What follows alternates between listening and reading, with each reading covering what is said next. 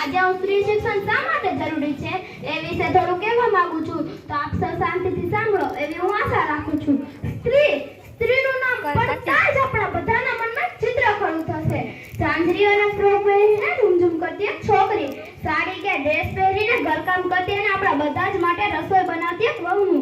પણ મારે આ ચિત્ર કંઈક જુદી જ રીતે બતાવવું છે.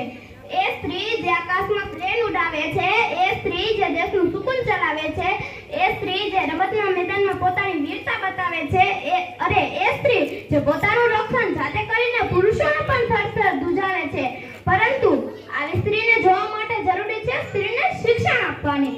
मानो तुम्हें राय कहना शिक्षा से तुम दूर न रहना, मानो तुम्हें राय कहना शिक्षा से तुम दूर न रहना. लड़की लड़का एक समान, सबको शिक्षा सबको ज्ञान. लड़की लड़का एक समान, सबको शिक्षा सबको ज्ञान. स्त्री અને પુરુષ બંને એક સિક્કાની બે બાજુ જેમ છે.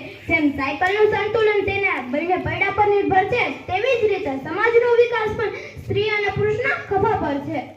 આજે સમાજનો રૂઢિચુસ્ત વર્ગ તો એ જ માને છે કે સ્ત્રીની બુદ્ધિ પગની પાનીએ, પણ એ રૂઢિચુસ્ત પાગલોને ક્યાં ખબર છે સ્ત્રી આજે ક્યાંની ક્યાં પહોંચી છે. અરે ઉદાહરણ લઈ લો સુભદ્રાનું, જેને પોતાના ઉદરમાં જ બાળકને શિક્ષણ આપ્યું હતું અને અભિમન્યુ જેવા પરાક્રમીને જન્મ આપ્યો હતો. અરે જોઈ લો એ ઝાંસીની રાણીને, જ્યારે અનેક મોટા મોટા રાજાઓએ શરણાગતિ સ્વીકારી અને પોતાના રાજ્યો બીજાને હવાલે કરી દીધા, ત્યારે ઝાંસીની રાણીએ ઝાંસીને બચાવવા હાથમાં તલવાર લઈ રણ મેદાનમાં કૂદી પડી હતી. આ તો વાત થઈ ભૂતકાળની. વર્તમાનની જ વાત કરીએ તો આપણા દેશના રાષ્ટ્રપતિ શ્રી દ્રૌપદી મુર્મુથી માંડી આપણા તાલુકા પ્રમુખ અને સરપંચ પણ એક સ્ત્રી જ છે. પરંતુ હાલમાં હજુ પણ દીકરી અને દીકરા વચ્ચે ભેદભાવ જોવા મળે છે.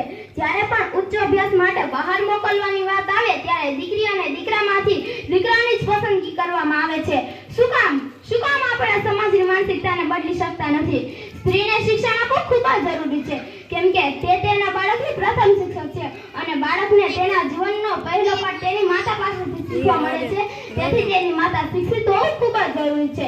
સ્ત્રીઓ પર થતા અત્યાચાર રોકવા માટે સ્ત્રીને શિક્ષણ આપવું જરૂરી છે. સારા સમાજનું નિર્માણ કરવા માટે પણ સ્ત્રીને શિક્ષણ આપવું ખૂબ જ જરૂરી છે. અંતમાં હું એટલું જ કહીશ, દીકરીને દુર્ગા બનાવો, વાત સીતા દ્રૌપદીની સમજાવો. દીકરીને દુર્ગા બનાવો, ડરીને ક્યાં સુધી ચાલશે, ક્યારેક રોતી રોતી આવશે. એક વાત યાને જણાવો, દીકરીને દુર્ગા બનાવો. દીકરી છે બે ઘરનો દીવો, આ સમાજ મૂંગો છે કેવો, મન મૂકીને તેને ભણાવો. દીકરીને દુર્ગા બનાવો. અહીં ખોખલું છે દેશનું શાસન, રખડે છે રાવણને શસ્ત્ર ચલાવતા તેને શીખડાવો. દીકરીને દુર્ગા બનાવો, દીકરીને દુર્ગા બનાવો.